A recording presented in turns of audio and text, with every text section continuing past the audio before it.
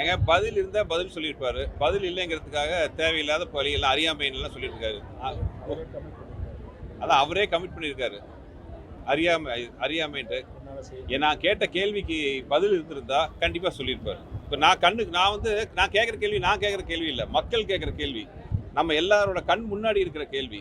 குண்டு குழிமான சாலைகள் நான் சொல்லி தெரியணும்னு அவசியம் இல்லை. சாலையில் வர கழிவு நீர் நம்ம கண்ணுக்கே தெரியுது. கழிப்பறை இல்லை. வர்ற மதுரை மீனாட்சி அம்மன் கோயிலுக்கு வர மக்களுக்கும் பக்தர்களுக்கும் ஒரு கழிப்பறை வசதி கிடையாது, பார்க்கிங் வசதி கிடையாது, ஒரு சுகாதாரம் இல்லை. வைகை யாரு பார்த்தா குப்பை யாரா மாறிட்டு இருக்கு. இதெல்லாம் நான் சொல்லி தான் தெரியணும்னு அவசியம் இல்லை. இதனால அறியாமையில் நானா கேட்கணும், சின்ன குழந்தை கூட கேட்கும்.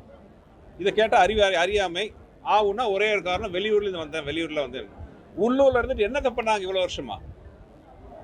2 டேர்ம் எம்எல்ஏ, போன டேர்மில் ஃபைனான்ஸ் மினிஸ்டர், சர்வ அதிகாரம் மிக்க ஒரு மினிஸ்டராக இருந்துட்டு மதுரைக்கு செய்ய வேண்டிய ஒரு அடிப்படையான நலத்திட்டங்கள் உதவியே பண்ணல. நீங்கள் பெரிய பெரிய விஷயத்தெல்லாம் விட்டுருங்க. நீங்கள் தொழிற்சாலை கொண்டு வரல, அது வரலன்னு நம்ம குற்றம் சொல்லலை. நான் முதல் காரியமாக மக்களுக்கு தேவையான அடிப்படை தேவைகளே நிறைவேற்ற முடியாத அவர் என்னை பார்த்து அறியாமைன்னு சொல்கிறாரு.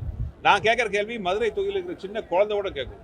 இதுக்கு பெரிய படித்த அறிவு, அமெரிக்காலையும் லண்டன்லையும் போய் 25 வருஷம் படிச்சுட்டு வந்தால் கேட்கணும் அவசியம் இல்லை. அறிவு இருக்கிற எந்த மனுஷனும் கேட்க முடியும். அதே போல இன்னொன்று சார், நான் நிறைய திட்டங்கள் செய்யணும்னு ஆசைப்பட்டு தான் வந்தேன். அரசோட நிர்பந்தங்கள் சில காரணங்களால தவிர்க்க முடியாத செய்ய முடியல. இது நான் வெளிப்படையா சொல்லவும் முடியாது அப்படின்ற. இது ரொம்ப சந்தோஷமான விஷயம்.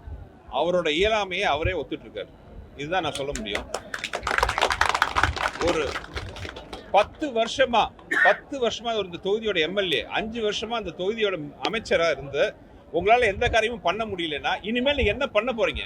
ஒண்ணுமே பண்ண முடியாது. இத்தனை வருஷமா பண்ண முடியாதவர் இன்னும் புதுசா பண்ண போறீங்க. அவரோட இயலாமே அவரே ஒத்துக்கிட்டாரு. ஆனா ஒரு நல்ல விஷயத்தையும் சொல்லியிருக்காரு. உங்களுக்கு முடியலன்னா ஒரு நல்ல வேட்பாளரை பார்த்து ஓட்டு போடுங்கன்னு அவரே எங்களுக்கு ஆதரவா பேசியிருக்காரு. கண்டிப்பாக. ஏன்னா அவரு இப்போ தனக்கு போட்டியே இல்லைன்னு இருந்தவர் பார்த்தீங்கன்னா எலெக்ஷனுக்கு முன்னாடியே எல்லா வீட்டுக்கும் சேர் வந்திருக்கு, உடஞ்ச சேர். தான் நாற்காலியை காப்பாற்ற எல்லாத்துக்குமே உடஞ்ச நாற்காலி அனுப்பிச்சிருக்காங்க. நேற்று என் மேலே அவதூறு பிரச்சாரங்கள், நான் சொல்லாதெல்லாம் சொன்னேன்ட்டு, மதுரையை சுற்றி இருக்கிற கரிஸ் கடையெல்லாம் நான் மூட சொல்வேன்ட்டு ஒரு பொய் பிரச்சாரத்தை முன்னெடுத்திருக்காங்க. இதெல்லாம் நான் சொன்னேன்னா? திமுக காரங்க சொல்கிறாங்க அவதூறு பிரச்சாரம் நான் சொன்னேன்ட்டு. இதுவே அவங்க பயத்துக்கான ஒரு முதல் படின்னு நாங்கள் சொல்கிறோம். அவங்கள தவிர வேறு யார் சொல்லுவா? சொல்லணும்னா அவங்க தான் சொல்லணும். இந்த மாதிரி என் மேலே அவதூறு பிரச்சாரம் பண்ணணும்னா திமுக காரங்களை தவிர வேறு யார் சொல்ல வேண்டியிருக்கும்? தோல்வி பயத்தில் அவங்க தான் அப்படி விளையாட்டு இருக்காங்க. எல்லாருக்கும் சேர் பரிசாக கொடுக்குறாங்க. நான் சொல்லாதெல்லாம் சொல்கிறேன்னு சொல்கிறாங்க. ஸோ இதுலேருந்தே தெரியுது எங்களோட வெற்றி எந்த அளவுக்கு பிரகாசமாக இருக்குது.